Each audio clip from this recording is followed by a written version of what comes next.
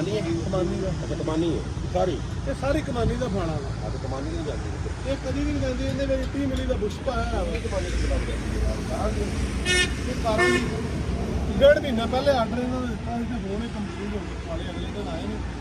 ਆਏ ਕਾਲਾ ਕਮਾਨੀ ਦਾ ਫੜ ਕੇ ਲੈ ਇਹ ਚਾਹ ਬਣ ਗਈ ਜਾਂਦੀ ਨਹੀਂ ਕੀਮਤਾਂ अक्सर मैं देखा है कि सिर्फ ज़रूरी इंडस्ट्री वालों को किसान दसते हैं कि जिंदे जहाँ नक्श है बेहतर करो लोग इन्हें बुरा मनाते हैं लेकिन तुम पहले ज़रूरी इंडस्ट्री वाले दोस्त है कि अच्छा समझते हैं ਇਨਪੋਰਟ ਤੋਂ ਸਿੱਖ ਰਹੇ